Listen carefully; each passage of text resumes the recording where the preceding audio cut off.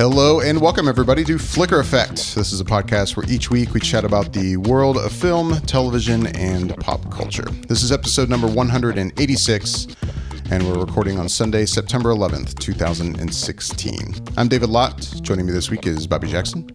Hello, everybody. Jascha Wilson. Hey. And Michelle Curry. Hello, everybody out there. What up? What's up, guys? Football! Looks like we got everybody back together, and Jascha just screamed football, and yes, Football! it is. It's Football! back, baby. Football! I know you guys don't care over there in Orlando about the world of football, but man, over here it's been, it's in full swing. Especially knowing that LA has a team again with the Rams, and I'm seeing so much stuff right now. That's how much I know about football. I'm like, oh, that's right. I guess LA has a team now. That's how completely out of touch I am with American football at this point.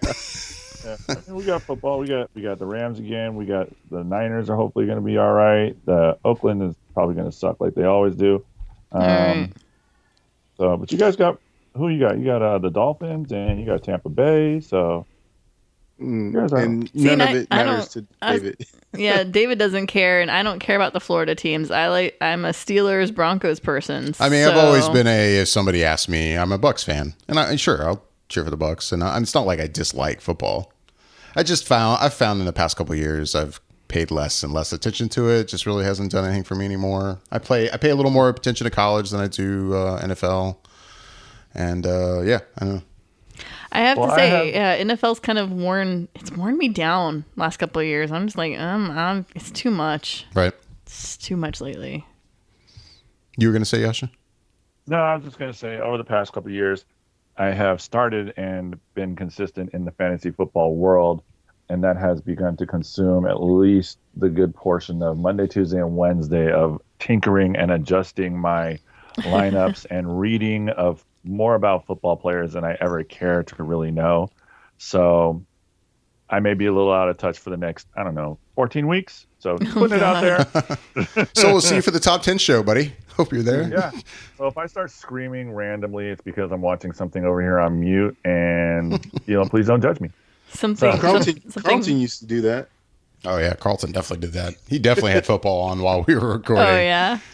Yeah. Oh hell yeah! No, I wouldn't do that. You guys have my full and utmost attention, and I'm definitely all about what we're gonna talk about. If I could have the Orlando City LA Galaxy match right now on this TV, I would have it on. So you want to have NFL on, it's fine.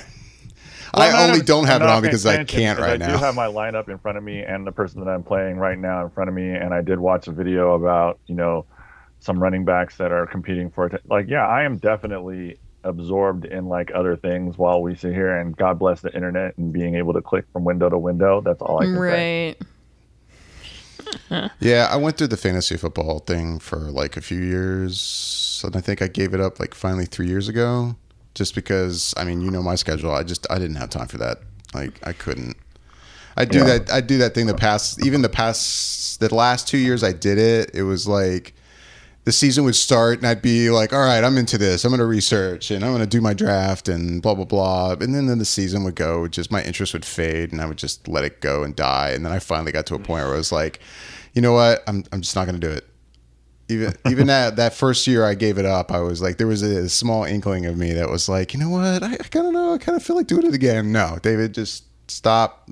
Forget it. You don't care enough. Well, I have a buddy of mine who's not doing it this year, and he's like, it's so freeing. It is. It is, dude. I have so much free time. It's like a recipe for an ulcer, basically. What's going on if you put any kind of serious money into it, as we were talking about. Yeah, and I never even did money. And I still felt the pressure, especially because when you're in a league with guys who take it seriously, even when they're not doing it for money, they give you shit when you don't do your substitutions every week, and they can see that you're not working on your team at all. They start hey, what the hell, we want you to compete. I don't want to just beat you because you don't care. And I'm like, no, I'm done. It's I don't know how to express to you that I don't care then nicely, so just go ahead and beat my team, enjoy your win, and let's call it a day. Right. Is it better to die quickly or fade away? all right, that's cryptic, but let's do it. Yeah. I'm just saying, like, do you just let your team go and just fade away, or do you just like quit altogether and just like whatever, it's done? Usually people don't stop paying attention until like the 5th or 6th week when they realize it's just not going to happen. They're like, whatever, dude. And at that point, you just kind of accept it, and you're just like, this is some nonsense. See, I can do that about $30, but as I was saying, I have some friends that buy in, and their buy-in is like $175. I would not do that. I would do everything. I would be dancing around that waiver wire every single day trying to figure out what I'm going to do next. I was gonna say that would definitely be an ulcer, like that, like. If not, like, I could see, like, somebody, like, turning the corner and seeing you, like, at your desk, and you just did, like, a brain aneurysm. Oh, yeah. So sorry about that. Sorry to bring up it's football season. Yeah, it's football season, happening. everybody. Yeah. No, I mean, hey, we're in Florida. There's no getting away from it. Florida bleeds football, so... Oh, my God. Yeah. I'm just not paying that much attention. It's everywhere. Anyway, what's that score? Okay. Galaxy. You're an ass. What was that score say? So yeah, hopefully we sound fine. We're kind of adjusted here in a studio here in Florida. Normally we sit at this table in the middle of the room, and my wife and I are currently in the middle of a round of it's a tabletop game, Star Wars Rebellion, and I'm not willing to destroy it yet. Like, we're just gonna relocate to somewhere else. It's like a Star Wars version of oh god, what's that board game, War? What's the one where you have like different continents and you're trying to get them all? And that one can take like forever. My brothers used to play it all the time, and like it would go on for like days. Yeah. It was this like conquering world thing, and that's literally kind of what I'm looking at here. Yeah. Is it's just this like there's just little pieces everywhere. I just I hadn't really done a kind of a high level tabletop game like this before, and I was at MegaCon, and I was going to treat myself to something for father. That was going to be my Father's Day gift, and I had heard these really great reviews about this game, Star Wars Rebellion. That I can't remember the company that puts this together anyway. So I picked it up, and it's a whole nother level of gaming for me. Like, it's easily, I guess, even if you knew what you were doing, like right off the bat, and you sat down to play it, it's apparently it takes 3 to 4 hours, and we don't know what we're doing yet. Like my wife and I, so it's that thing where we're playing it, but we're constantly like, okay, what do we do next? Look in the book. Okay, what do we do next? Look in the book. By the time we finish this first game, we'll probably have 12 hours into this before we finish. Oh my God. We'll see. Who knows? But I mean, it's my first time doing it. Right. But it's fun. I like it. But yeah, it's taken over the studio here. Yeah, I feel like we're camping out. Yeah, we're camping out on camping. the couch here on the side of the room. I feel like there's like zero officialness happening here. This is just like the most hodgepodge mess of wiring and craziness happening Don't here. tell them, Michelle. Was it Risk? Is that the game that you were Yes, thinking of? Risk. Yes. Thank you. God. Yeah, that was driving me crazy too. I just had to put it out there. All right, good. Yeah, like it's okay. It's basically like looking at a board game of Risk, but with Star Wars stuff. It's basically what I'm looking at right now. I mean, there are pieces freaking everywhere, and it's just craziness. It's cool looking though, I will say. The Death Star in the center. There's 3 Death Stars. I see them. Is it like? Oh, I'm looking at it online. Does it like have this like ring on the outside too, and kind of, or it looks like a giant TIE fighter? Oh, the board? No. Yeah. You must be looking at something else. There's little AT-ATs walking around. You said that correctly. I like that. Oh, I was going to chastise. Hell no. Well, here's the thing. Like you keep saying AT-AT, Michelle. You embrace it. I say it both ways. I say it both. I remember when I first met my spouse, like one time we were watching one of the films. I don't remember which one it was. We were watching them. I was like, yay, the AT-ATs. And he looked at me like I was dead to him. Like he turned his head so slowly, and there was just this look of like death coming from his face. And I was like, what did I do? And he's like, what did you just call them? I'm like, the AT-ATs? And he's like, no, that's not what you said. And I was like, the AT-ATs? And he's like, I can't even believe you said it again. And I was like, what? You just asked me, what the hell? Yeah, it was this whole thing. But yeah, no, I go both ways. I think it's fluid either way. I'm cool with it. You're full of good things to say with stuff. Yeah, no, I'm always, it's AT-AT. I don't give a fuck what Lucasfilm says. that whole debate that came up, a month or two ago, Yeah. and Nerdist News did that whole bit on News it. is cool with it, and too. they did their research, and I don't give a shit. Like, that makes no sense to me. I'm going to use the same thing I said before. Like, then what the fuck do I call an ATST? You know, I might call it an ATST. That's bullshit. The struggle, he just had to even get that out of his mouth. I can't even tell you. And it was one of those things too when the Nerdist News thing came out, and I saw it. I was kind of like, oh, that's okay, whatever. I mean, it's stupid. It's just we're talking about a name of something that, right. you know. But then, like, what got me irritated was then I went on Facebook, and then the people sharing it who were speaking of it like, what idiots out there are saying AT-AT? And I'm like, wait, what the fuck? No. Like, that's what's always been known as. because that makes fucking sense. I'm sorry, I don't give a shit. And then I found myself getting all irritated by it. And then I was like, why am I getting irritated by this? now. I'm getting irritated now. Yeah, Oh, it's just funny because I remember when that Mm-hmm. happened. We never talked about it on here. I think I meant to bring it up, and I never did. So now I'm doing it now, 2 months later. Whatever. AT-AT. I'm team fluid. AT-AT all the way. Oh, Bobby's an AT-AT. Oh, yeah, I could tell. He's AT-AT. Relax, dude. Wait, what's Dial it Jascha? back. What's Jascha? What's that? What do you mean? Are you team AT-AT or AT-AT? Oh, I'm all about the AT-ATs, baby. That's Come on, right. Let's be realistic. So I'm the fluid one who goes both ways. The AT-AT, like, I watched the whole video and I saw the whole research and everything like that too, but I'm kind of like, well, pop culture, I feel like, pretty much grew up and raised me on the AT-AT, not AT-AT. Like, I've never, actually, until I watched the video, I don't think I ever really remember hearing somebody say AT-AT. I always thought it was AT-AT. I don't think I had heard it, and it's funny the example you give, Michelle, with your husband. Like, I had never heard it until my wife said it once. I think she has a shirt that has it on there, and she had referred to it in AT-AT, and I did my whole like, oh no, it's not AT-AT, honey, it's AT-AT. And then the next time I think I heard it. It was one of the extra special features things on Force Awakens. J.J. Abrams refers to it as an AT-AT. And I remember I saw that, and there was a part of me that was like, God damn it. What the fuck is he doing? Oh no, JJ just lost. He just lost some of your respects, huh? Yeah, just a little bit. Just a little bit. JJ. Oh. But see, then I go back to the fact that then if you're calling it an AT-AT and an ATST, You're going to say then TIE you must fighter. also call it a TIE fighter. No. See, exactly. Yeah, So but to you me, can pick and choose which way you kind of see it. So some people say AT-AT, some people say AT-AT. but to me, the ATST, AT-AT is way more related. And again, I would never refer to an ATST as an ATST. So, I mean, yeah, I totally get what you're saying, Bobby. And again, this is just a stupid debate, but yeah, I don't know. The TIE fighter is enough removed from an AT-AT that Right.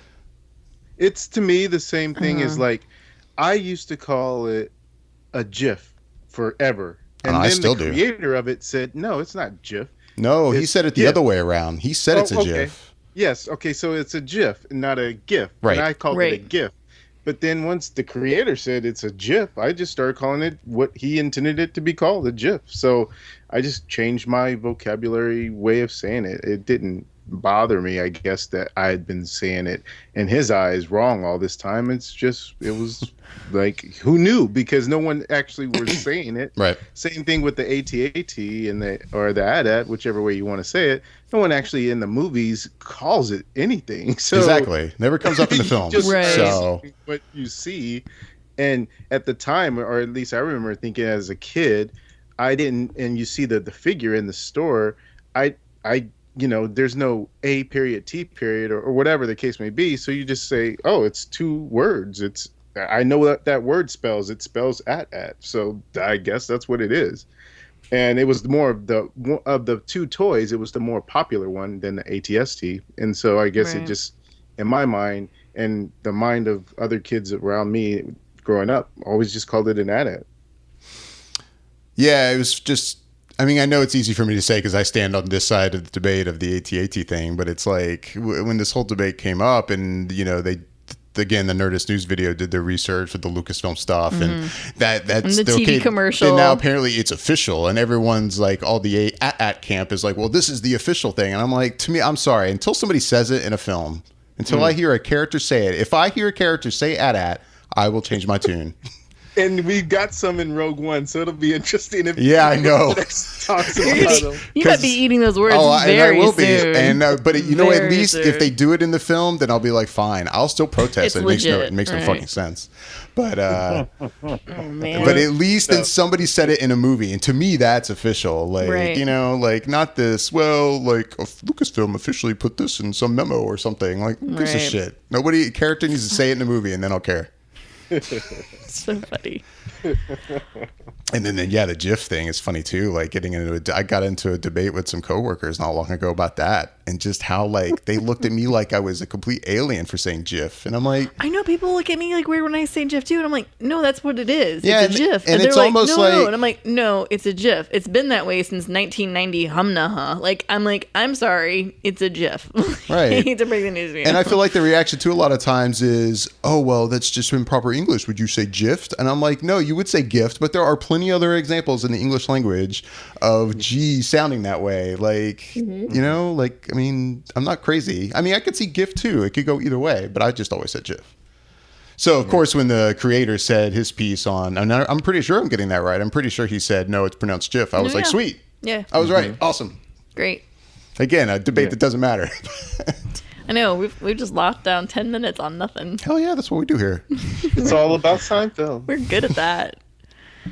So, but fine, Michelle, if you want to talk about movies. No, we don't have to. It's cool. We can just keep talking about. Michelle, she always likes to kind of passively aggressively get us back on course when we've been here. I see how it is. Thanks for calling me out, Bobby. Jesus. Damn.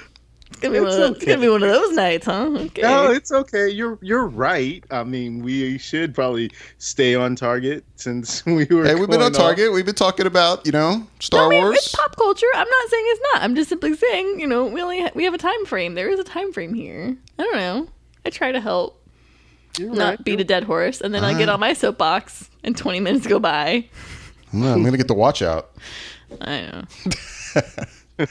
Yeah, she did actually see a movie, so she probably has her notes and everything. So she's ready to go. I'm gonna get that excited. When I saw a movie, I'm still actually thinking about this film. So, but yeah. Well, before we get, God damn it! Sorry, I looked at the score again. Stop looking at the damn score. Anyway, now I'm totally distracted. Fucking LA Galaxy. Oh, Galaxy. Before we get to that, I wanted to mention, a good 15 minutes into the show, that, by the way, we are available on iHeartRadio now. If you use the iHeartRadio app, or if you would like to, just search for Flicker Effect, 2 words, and you will find us under podcasts. You can listen to all our episodes there if that's your thing. So I think you can also go to iHeart.com, listen on the website. So that is yet another outlet you can find our podcasts. So spread the word. I feel like we're really advancing, especially in the last few months. It's like, man, now we're on Google Play, and now we're on YouTube, and now we're on iHeartRadio. I'm like, yeah, we're getting out there. I love this. This is great. Yeah, is there anything else we can spread out to? I'm forgetting. I don't know. Not that I could think of. I know. I'm sure there's something. Probably, but it's probably one of the lesser things that we could. Are we on MySpace? Because I really feel like that's going to be taken off soon. Yeah. So I can look into that for you, buddy. I'll do that. We should figure out how we can get on like channel 586 of Sirius XM. Yeah, that would be it right there. Yeah. I would know we've made it if we made Sirius XM. Yeah, right. But yeah, I guess some people here decided to see a film this weekend. So hey, it happens. Bobby. Yes. What's going on? Bobby was watching the game and you just interrupted I know. him. That's what just happened. It's like, what? What do you want? Sully came out this weekend. New film from Clint Eastwood, starring Tom Hanks. We know the story. I'm not going to go over it, but what did you think of it? You saw it.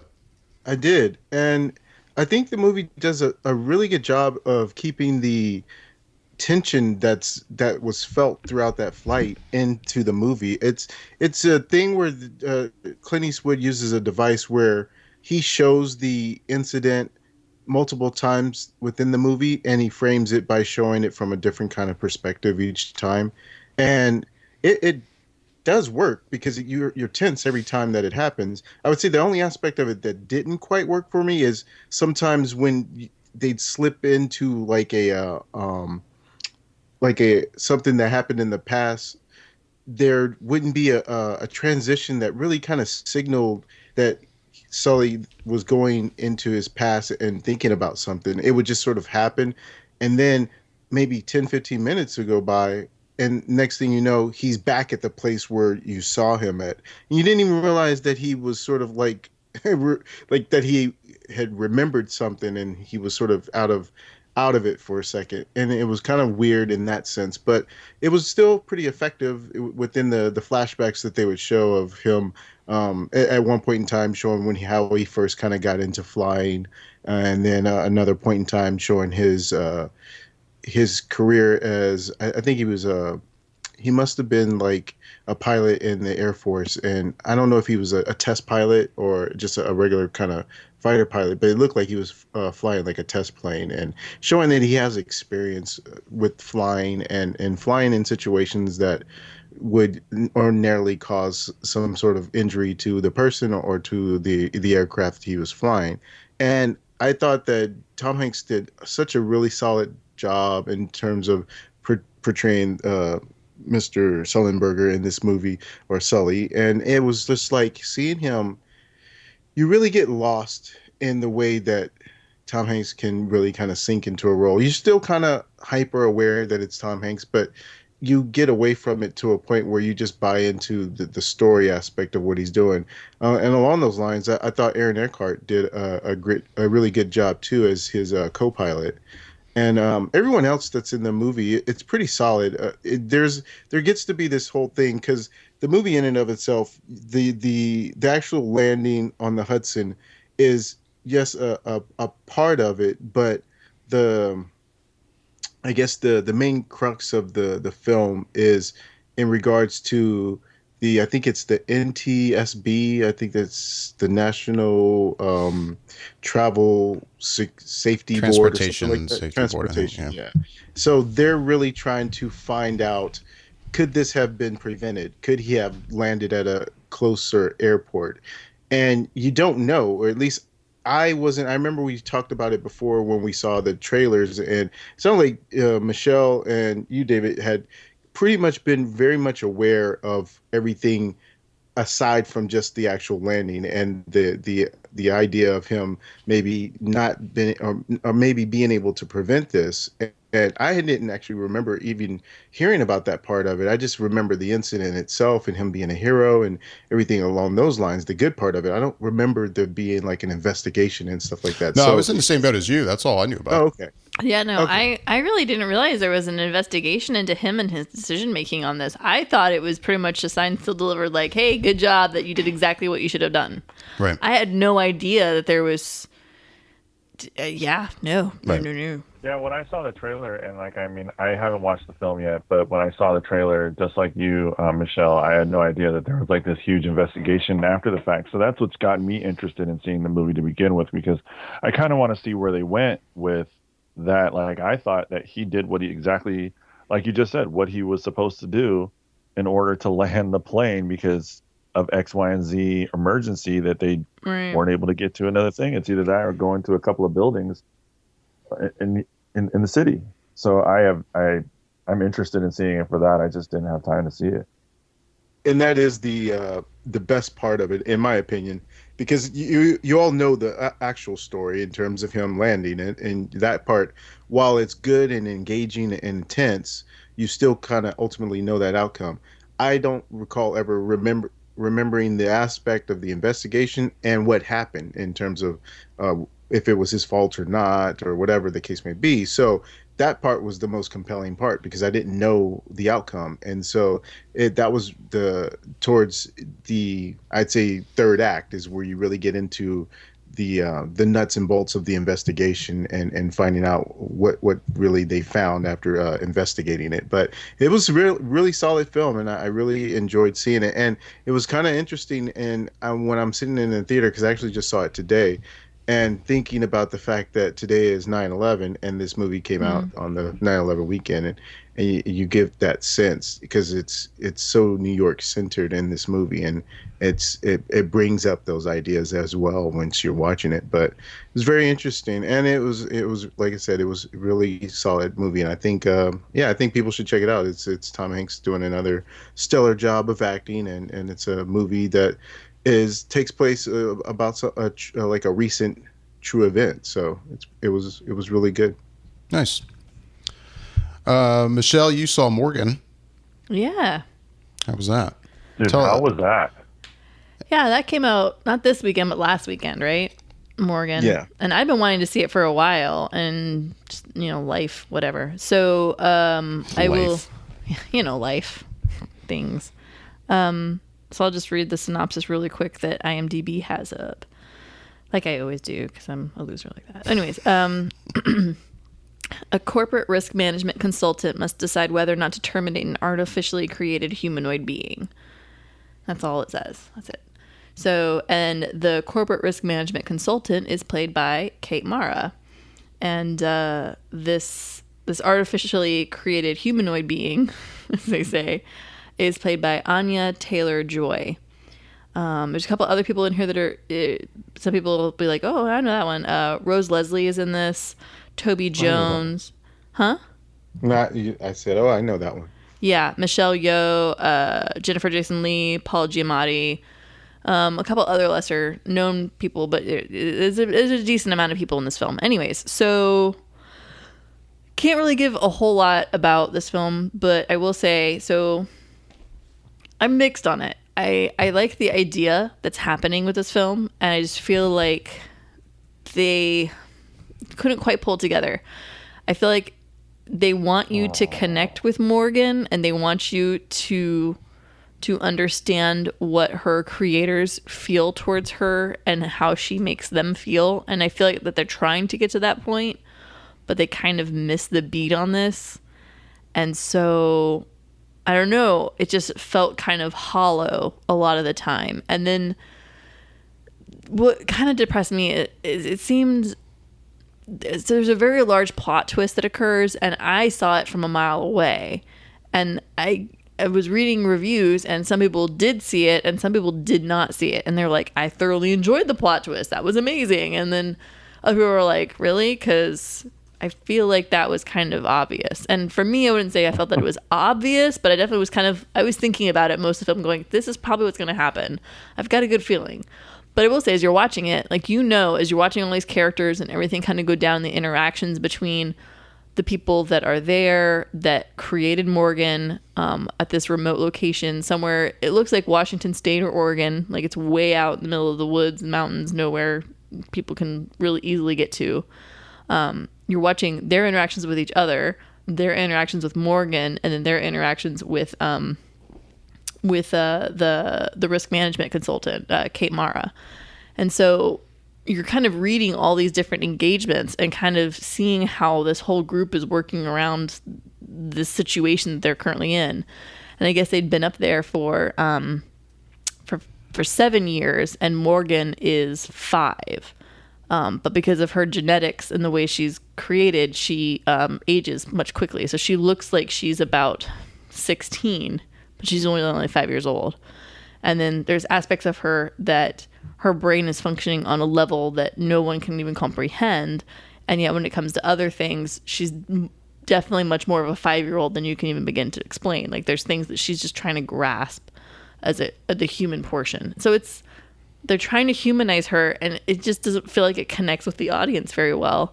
But I will say, as far as like a thriller goes or sci-fi one, it's a good story. Like, I was thoroughly engaged the whole time, and it it was interesting to watch. And yeah, I mean, I love Kate Mara as an actress as it is, and watching her, you know, she just steals the screen. She really does. And it's sad because I feel like the actress playing Morgan, who did a really good job, Anya Taylor-Joy, she did a good job, but she's not stealing the screen away from Kate Mara. And I feel like that was probably what should have happened, just based on the way the story kind of is.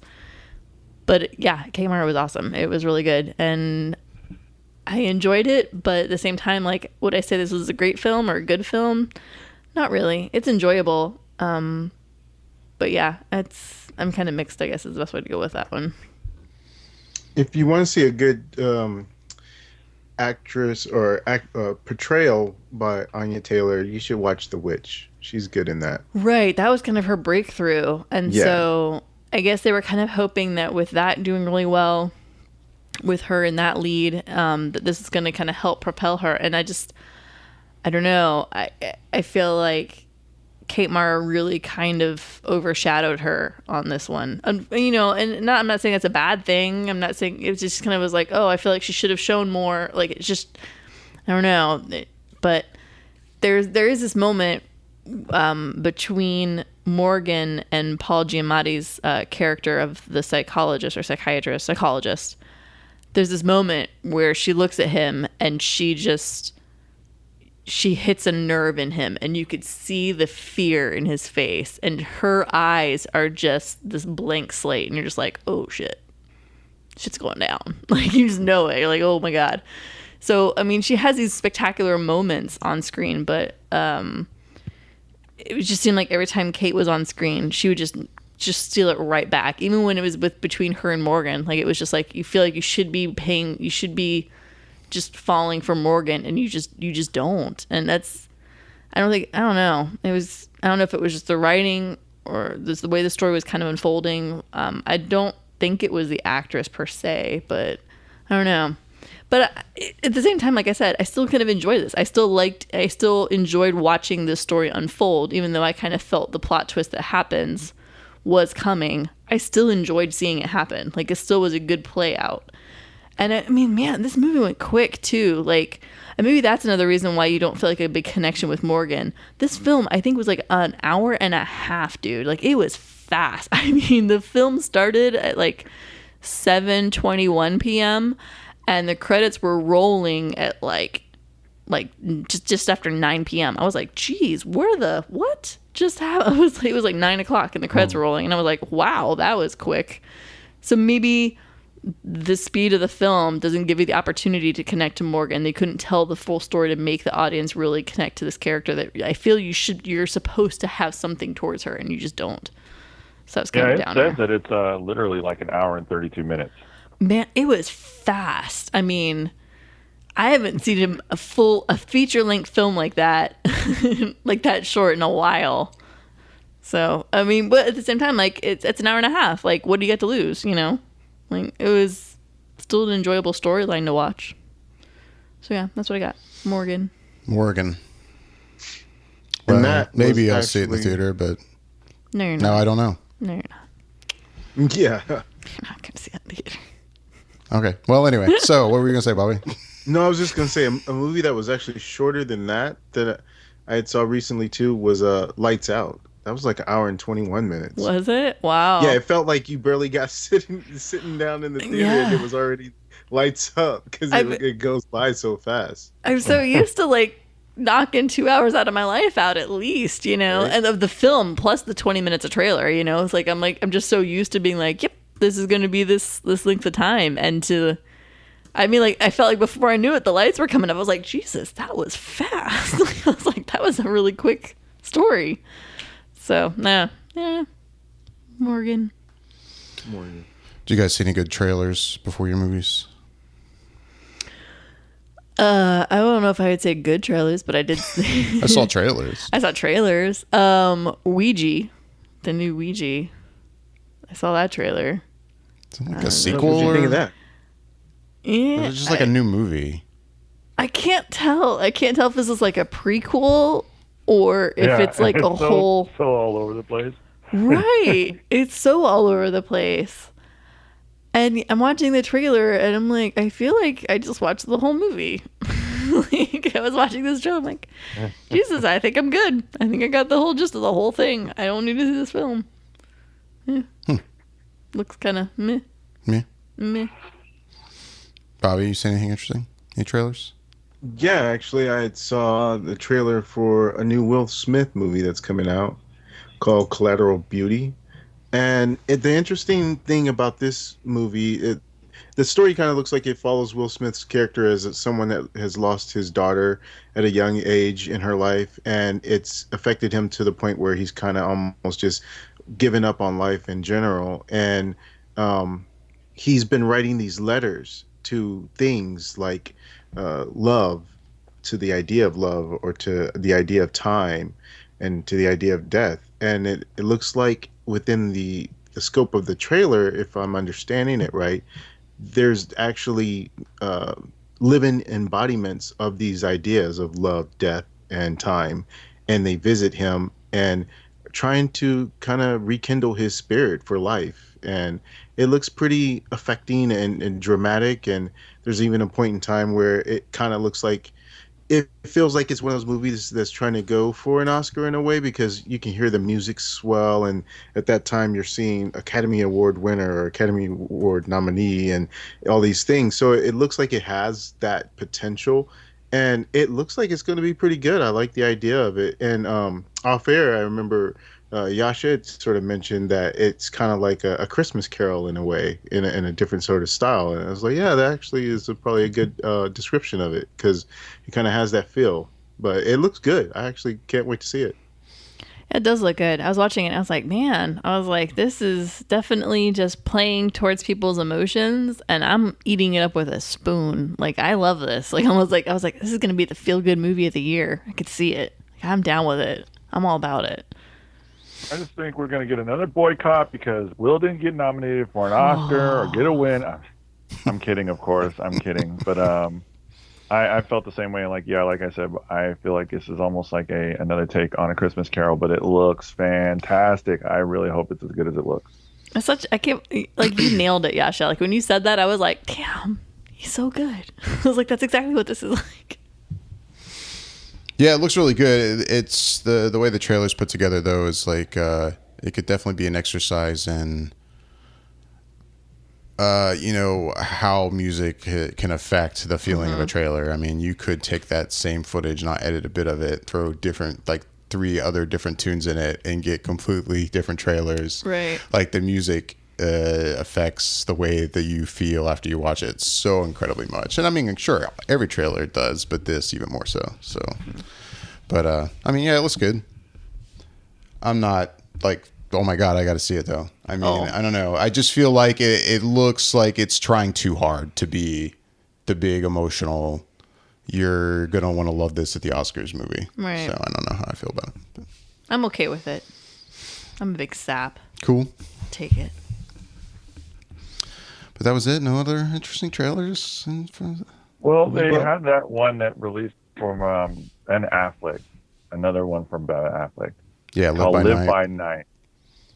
I love the Prohibition era, and I love all that gangster type movie roles and things like that. But I watched this, and it almost feels like it's really, really reaching and trying to capitalize on, I don't know, how his success over the past couple of movies. It's like, there was a period of time where Ben Affleck was coming out with 2 or 3 movies a year, like all the time. And it was like, one was good. And then there was this like, oh, that was crap. And that was crap. And, that was okay. This feels like something that could be straight to video. I'm not super interested in it. And that bums me out, because I'll openly say, like, yeah, I kind of enjoy Ben Affleck's work when he writes and directs stuff. He's phenomenal. He's pretty brilliant when it comes to that. But I don't know, for whatever reason, this one I wasn't really sold. Yeah, I didn't get the warm fuzzies on this one either. Man. I didn't. Like, I was kind of like, oh, this looks, yeah. Yeah, on the flip side, I think, did I watch the same trailer as you guys? Like, it looked incredibly good. Really? Like, yeah. Wow. I would see this over and over again before I saw the Will Smith film easily. This looks way more interesting. I didn't even realize it, but it's like this. Like, I mean, and Ben Affleck directed it, and he's one of the writers on this, and I'm still just like, Yeah. well, maybe. I mean, I guess I'll have to watch it again, and you know what? I'll probably watch it because, like I said, I love the Prohibition era, and I love movies from that type of genre, especially the gangster type stuff. So, I mean, I'm kind of sold, I guess. I'm just not amped about it. I'm more amped to see The Accountant than I am to see this movie. I can't wait till the end of this month. I want to see that film so bad. Yeah. It looks so good. So, Bobby, where do you stand then? I'm probably somewhere in the middle, I guess. I thought it looked very stylized and really cool. I do, as Jascha said, sort of, I love the mafia type films and the gangster films and the Prohibition period type movies as well. But, and that's where I'm sort of split, because I thought it looked good and interesting, but it didn't do enough to differentiate itself to me from other movies of its ilk, to where I'm like, oh, okay, this is sort of a different take on it or a different style, and it makes me want to see it. What makes me do want to see it is the fact that it is Ben Affleck, and I know he puts his all into stuff that he's either directing or writing, and so it should be something that I think will be at least a cool and different sort of style in the way that he likes to make his things, and so I'm looking at it from that perspective. And I think since I know, David, you kind of aren't really into those types of movies, maybe for you it'll kind of stand out a little bit more, but I won't know for sure until I see it in terms of how well it does its own thing, as opposed to kind of having a similar feel to whatever the case may be. And so that's why I'm kind of in the middle, but I definitely want to see it. It's right up my alley in terms of types of movies I like. Yeah, that's the other thing for me too, is like you just said, I've said on here before, I'm not like a mob film kind of guy, but this looks really good. So yeah, see, and I was gonna say maybe that's why I'm kind of like on it. Like, well, I love Prohibition era kind of things. I'm not so much a mobster gangster movie fan. I'm not. Cool. That could be my prejudice to it. How about The Promise? The Promise looks good, man. I guess. Yeah. I'll fall more in the middle on that one. Christian Bale's in it, Oscar Isaac. I'm gonna butcher an explanation of what the story is trying to tell until I bring up a synopsis and read it. Is it Marion Cotillard's in it? Was Marion Cotillard in it? Who was that? I think she was somebody. Anyways, it looks interesting. I think it's interesting because it's a story that I don't think I've really seen on film. But at the same time, like, there's a part of me that I'm watching it, and like you had said, it's funny how you said about the Collateral, the other movie, like it does look like Oscar kind of bait. Like it's very, I don't know how to explain this. It just, you could tell it's a period piece. Like it's full period piece. Like there's big sets, you can tell when they have the war things going on, and then everybody's in full costume for the time frame. Like it's going to be this thing where it's going to have all this amazing music to it. It's going to make you have all the feels at certain times. And I don't know. I love that stuff. At the same time, like, I just felt like this was kind of, I'm mixed on this one. The trailer was like, kind of has me, but I'm not sure if I'm into it yet fully. I don't know. Weird. Yeah. I mean, I get what you're saying. I'm not like full in on it. So. Anybody so what's else? it about? Are you going to explain to us? I'm kind of like, you guys are at least lukewarm on it, and I'm just kind of like, oh man, if I get around to seeing it, okay, but if not, it's not gonna do anything for me. It looks well made and very pretty in the sense of how a film would look in that period, but the story just didn't really move me and the needle for me in terms of being like, oh, I got to see that in the theater when it comes out. And it didn't even make it a dent in terms of me saying, well, I'll catch it when it comes on VOD or when I'm at home. It just doesn't look like it's going to be anything that, I don't know if it's the subject matter. I don't know if it's just the personal story of it or whatever, but nothing about it really kind of spoke to me that made me say, I want to see this when it comes out, or at some point in time, I want to see this movie. It just didn't, I don't know. It just didn't do anything for me. Gotcha. And I was confused. Sorry. No, I'm sorry. I was just going to say, I was confusing Marion Cotillard with Charlotte Le Bon. That's my bad. Sorry. You know, it looks just really. I mean, not to take a pun from the title, but it looks promising, and it'd probably be a very good movie. But it does look depressing as all hell.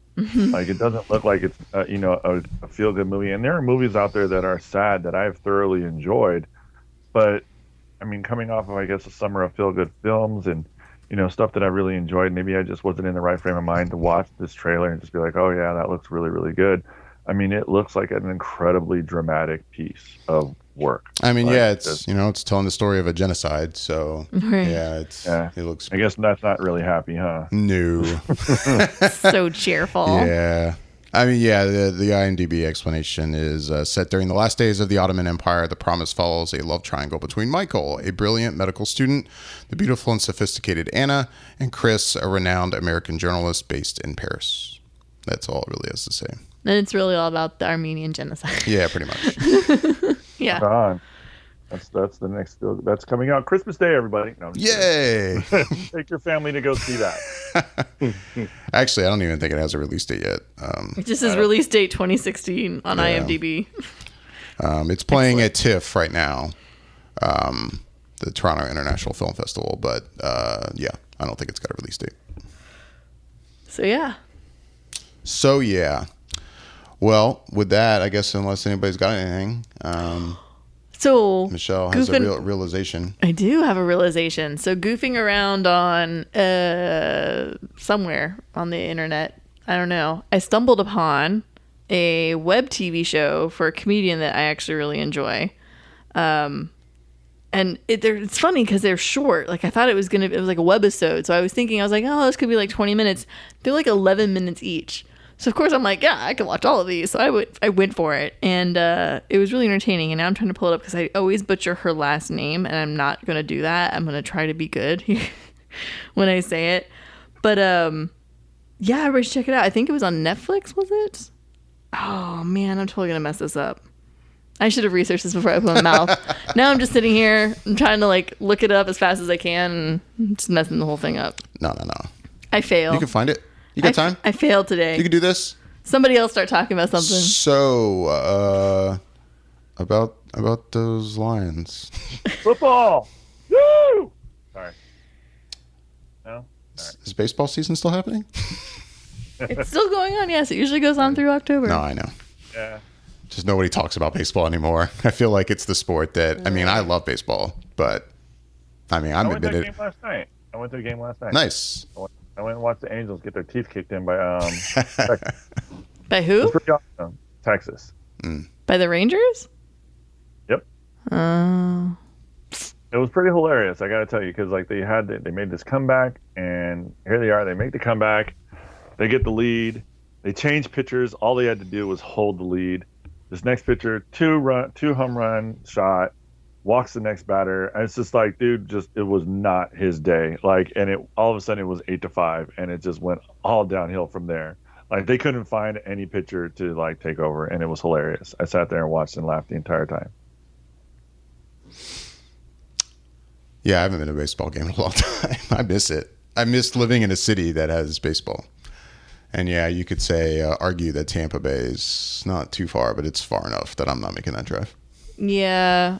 I mean, the hard thing is like the afternoon games that are like a 2, you could totally do, but those are always on like a Tuesday. That like, and I have a job. If they played in Tampa, but they play in St. Pete. Right. It's like in town. Which is like that extra step far enough that it's like, I won't go. I'd go to Tampa. I'm not going to St. Pete. Right, because there's the bridge and there's the traffic. It's just too much. Yeah, no, it's just too much. And it's a terrible stadium. So, to go back to my cool webisode show that I stumbled upon. Hey, you figured it out. Yeah, I totally did. So, this webisode show, I know, I'm so bad. It's oh, Jascha, thank you. Sorry. It's called Forever 31. And it's from comedian Eliza Schlesinger. Oh, I like her. I know. I love her, right? She's hilarious. The woman speaks my language. I love this woman. She's hilarious in so many different ways, and she's silly and goofy, and she's totally out there, and she's such an oddball, and I love it. She just puts herself out there completely when she's on stage. So if you've not seen her comedy, I highly recommend it. She's on Netflix. She's got at least 2 shows that are on Netflix. They're great. But this is actually, you can watch it on Hulu, is this webisode series she's doing, Forever 31.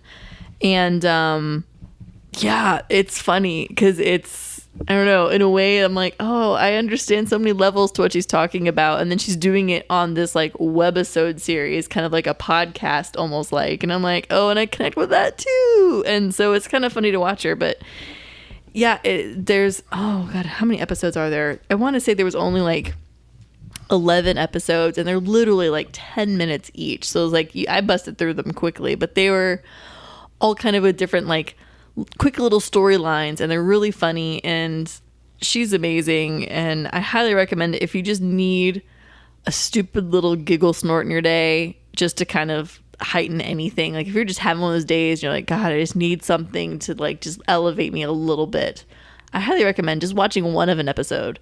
It would totally brighten your day, and I was really glad I stumbled upon it. It was, yeah, it's awesome. I'm hoping that she's back. Forever 31. Forever 31. And she immediately jumps on the whole like Forever 21 thing, and she's just like, that store. Like it just goes off. I'm like, yes, I love it. It's amazing. Nice. That's what I got. I'm sorry. I wish I was prepared. I wasn't prepared. What are you sorry for? Because I was a slacker and didn't prepare for this. But I have to, I mean, I'm excited about the show, so I highly recommend something watching came to mind. Dude. Hey, we're just hanging out. People need to watch it. It's good stuff. And they need to watch Eliza Schlesinger. She's hilarious. Yeah, I'm not familiar. Oh, I love her, dude. Oh, she's great, dude. She's really funny. She's very sharp. She's very fast. It's really, she's a lot of fun to watch. So she has a little episode about the Party Goblin, which you'll know if you've seen her comedy.